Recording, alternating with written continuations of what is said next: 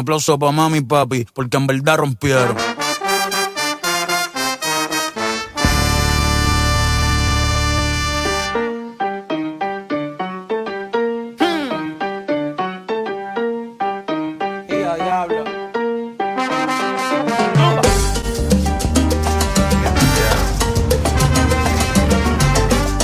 Gracias mami por parirme aquí.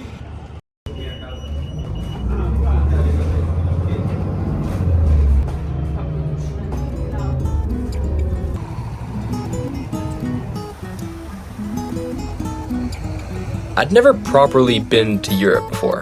Never taken a train, never taken a metro. So my fears were obvious. The traffic, the language, getting lost somewhere nobody spoke English. But there's one thing I was afraid of the most. We had so much ground to cover, so much we wanted to see. I was scared the entire trip would just be a blur and blow right past us. But what actually happened was the opposite.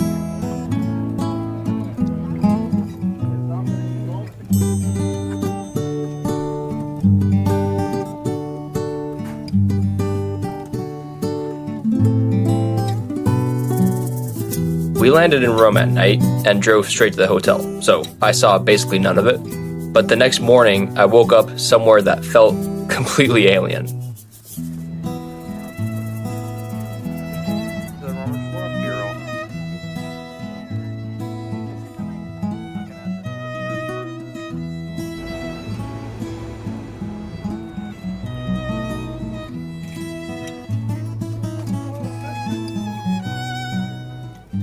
We were staying somewhere pretty quiet. It was a residential area with basically no tourists at all. And then we got onto the bus into the center of the city, and everything outside of that bus window was brand new to me. The buildings, the plants, the traffic. I'd never seen anything like it.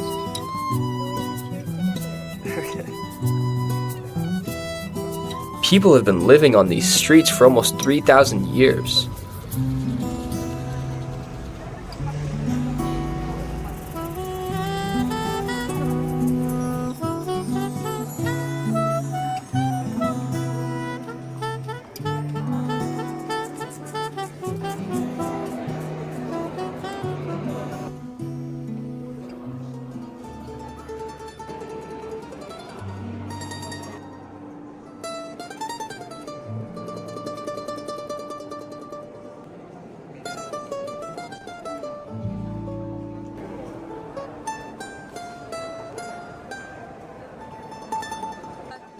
And I especially didn't expect the traffic to be so tightly knit.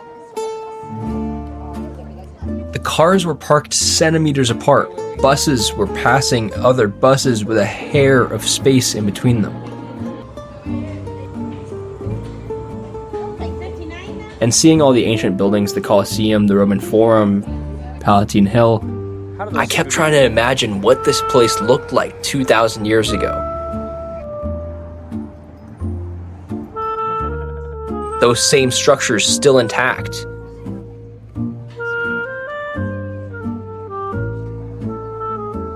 All those people walking around in white robes. I just couldn't stop myself from nerding out.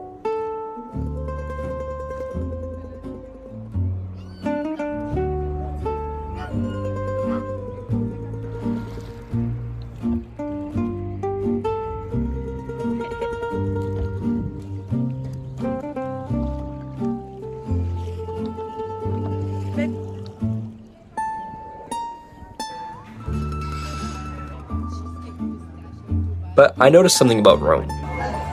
I've always told myself I'm not a big city person. But in Rome, everything was pretty much within walking distance. I got exercise, I got fresh air, and I actually saw life happening around me instead of just driving past it. And I didn't expect that. I didn't expect everyone to speak English, but more importantly, I didn't expect the sandwiches to be as good as they were.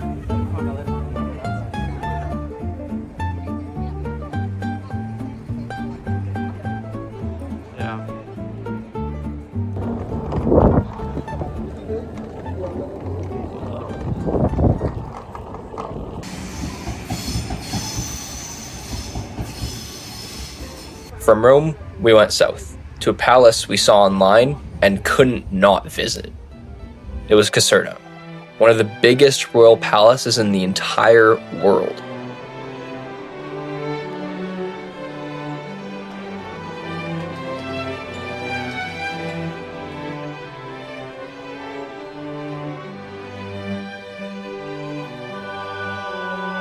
We spent the whole day walking the property. It had endless rooms, galleries, gardens, waterfalls, ancient ruins, you name it. It's also where they filmed the Royal Palace on Naboo in 2 Star Wars movies. Which is the main reason we wanted to see it. Walking on the same stairs as Padme or sitting in the same circle as the Jedi Council, it was surreal. Standing inside, the scale was almost incomprehensible. But one of the most beautiful parts about all of it was that there was basically no tourists, no lines anywhere, the streets were empty, it felt quiet, it felt peaceful.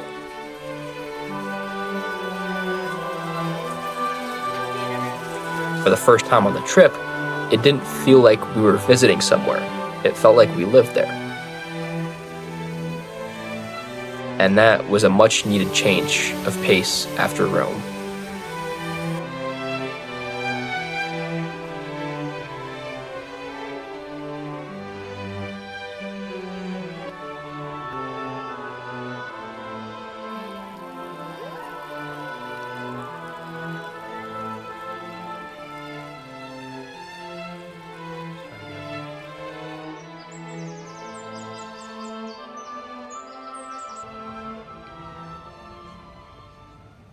Then we came off that high and into somewhere a bit more gritty.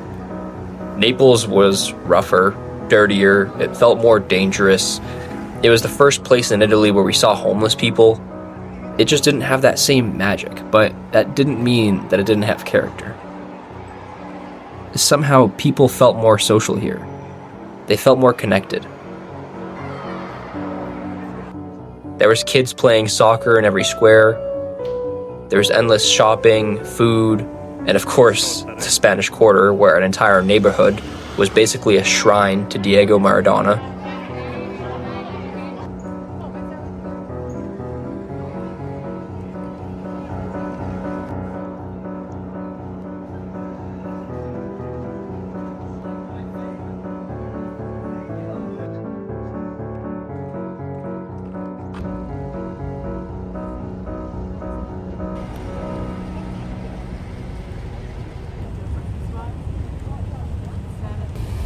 But a short boat ride away, and the entire vibe changed.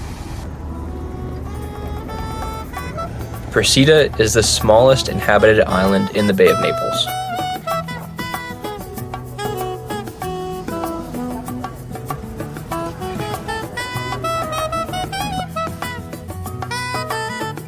And we took the earliest boat over and the last ship back.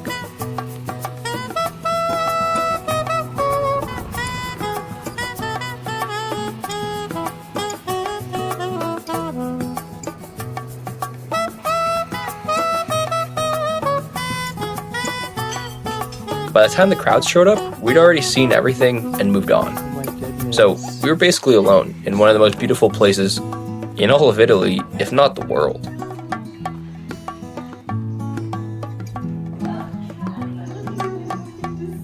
The island was filled with cafes, parked boats, and most importantly, the most beautiful color palette of buildings you'll ever see.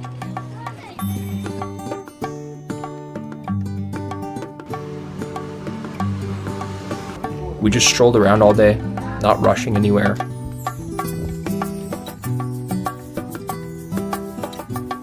Not trying to meet some kind of plan or schedule.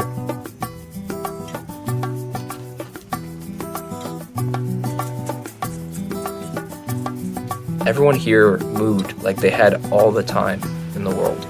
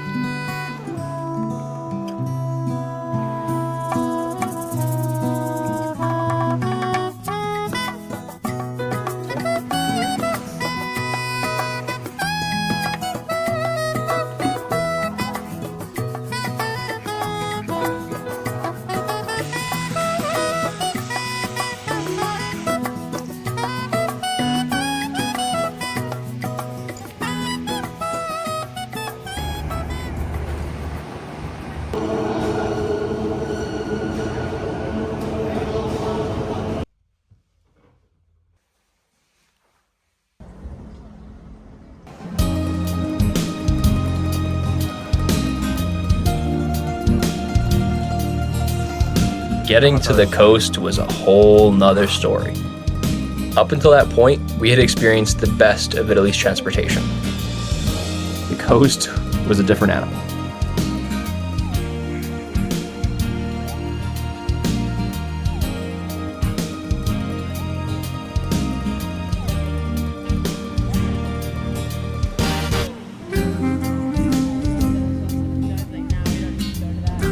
Everything's built into cliffs, so nothing runs on schedule, and you basically need to be a local to understand how it even works.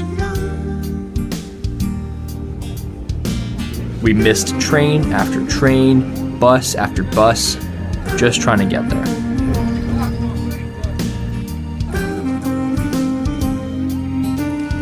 And what we thought would only take a couple of hours took us the entire day. I can't stress this enough. If you're going to be traveling along the Amalfi Coast, pay the extra $1 and take either ferries or private shuttles wherever you can. But once you've got your own Vespa, the entire place is a dream.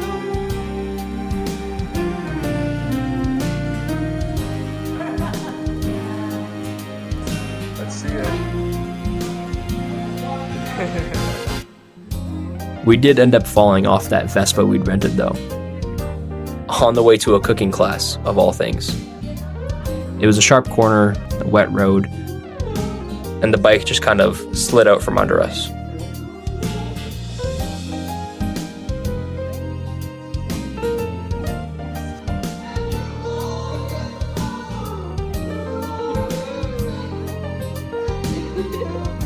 It's going.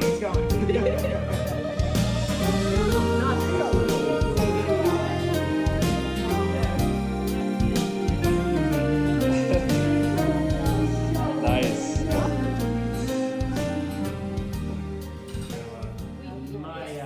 The Amalfi town itself was a little bit overhyped. Honestly, there's really only one street worth walking.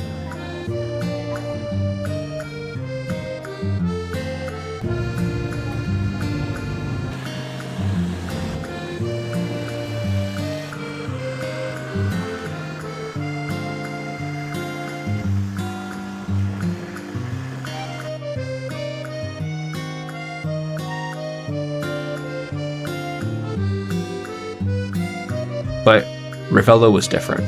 Ravello was my favorite place on the entire coast, tucked into the mountains above everything else. It's where the money goes, to say the least. Cars I'd only seen in pictures, 5-star hotels parked on the edge of cliffs,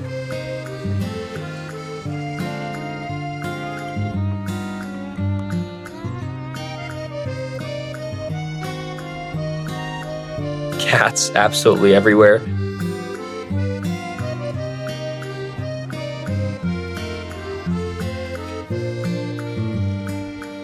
It felt like a sanctuary. Quiet. Almost no tourists.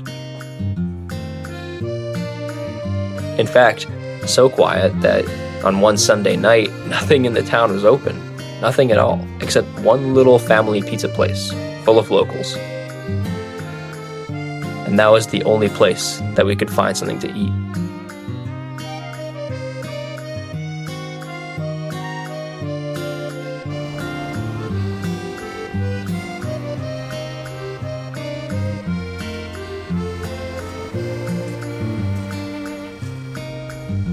I arrived in Italy worried that the entire thing would go by too fast, but it didn't. Not because we slowed down on purpose, but because Italy doesn't really let you rush.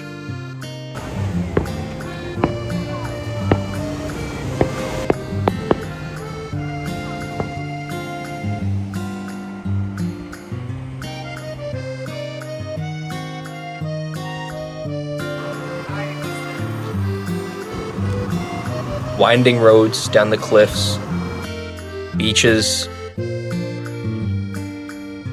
tanning beds lining the sand,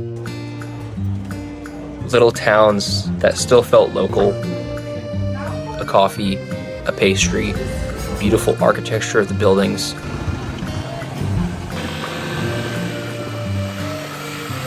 Buses the size of buildings squeezing past each other on roads built for a single car. That's insane.